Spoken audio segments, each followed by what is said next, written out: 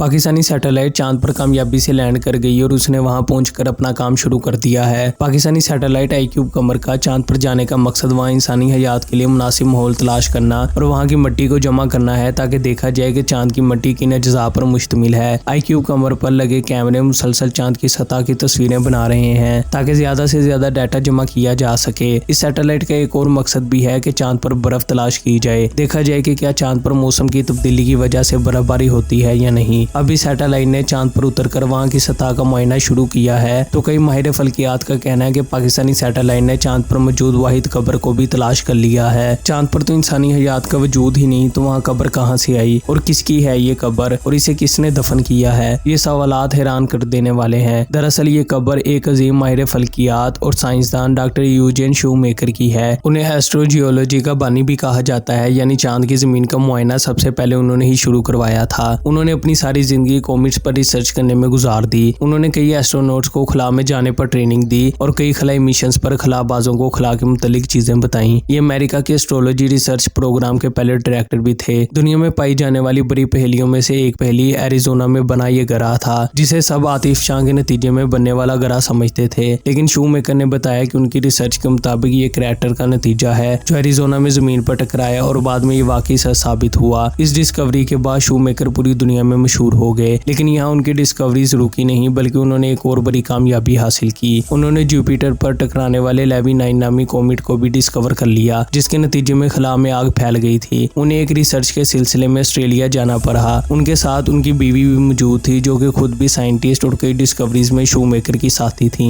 Australia में वो एक क्रैटर पर रिसर्च करने जा रहे थे कि रास्ते में उनकी गाड़ी का एक्सीडेंट हो गया। इस हादसे में उनकी बीवी तो बच गई लेकिन वो खुद 70 साल की उम्र में मारे गए। इस हादसे के बाद शूमेकर की फैमिली और तमाम साइंसदानों ने मिलकर फैसला किया कि शूमेकर क्योंकि कभी भी चांद पर नहीं गया था लेकिन उसे उसकी ख्वाहिश भी बहुत ज्यादा थी तो शूमेकर को चांद पर दफन किया जाएगा। इस फैसले के बाद एक कंपनी से राब्ता किया गया जो चांद पर रिसर्च के लिए जा रही थी। शूमेकर की एशिज को एक कैप्सूल में बंद करके चांद पर रवाना किया गया। नासा के मुताबिक इस कैप्सूल पर शूमेकर का नाम और तस्वीर लगी थी और साथ लिखा था चांद पर दफन होने वाला पहला इंसान। इस कैप्सूल को इस कंपनी के मिशन पर जाने वाले खलाबाजों ने चांद की जमीन में दफन कर दिया और साथ एक यादगारी पत्थर रख दिया जिस पर शेक्सपियर के ड्रामे रोमियो और जूलियट का एक शेर लिखा था। ये वाकया 1999 का है। तब इतनी रिसर्च नहीं थी कि तयन किया जा सके कि इस कैप्सूल को चांद के किस इलाके या मोहल्ले वकूअ में दफन किया गया है, लेकिन साइंसदानों की एक टीम के मुताबिक ये कब्र वही है जहाँ पाकिस्तानी सैटेलाइट लैंड हुई है। अगर सैटेलाइट इस कब्र को तलाश कर लेती है और मालूम हो जाता है कि कब्र किस हालत में है तो पता चल जाएगा कि चांद की जमीन में किसी चीज को दफन किया जा सकता है या नहीं। ये सब तब पता चलेगा जब कब्र मिलेगी और वाकई वो कब्र उस जगह मौजूद भी है या नहीं इस बारे में कोई भी पुख्ता तरीके से नहीं बता सकता। अगर ये कब्र मिल जाती है तो सैटेलाइट से उसकी हालत का पता चल जाएगा। सैटेलाइट चांद पर मौजूद है और अपना काम बखूबी सरअंजाम दे रही है और उम्मीद है कि सैटेलाइट को जिस मकसद के लिए भेजा गया है वो कामयाबी से पूरा होगा। हमारी आज की वीडियो आपको कैसी लगी कमेंट सेक्शन में जरूर बताएं और चैनल को सब्सक्राइब कर दें और बेल आइकन पर क्लिक कर दें ताकि आपको मजीद ऐसी इन्फॉर्मेटिव वीडियोस मिलती रहें। मुलाकात होगी अगली वीडियो के साथ, तब तक के लिए अल्लाह हाफिज।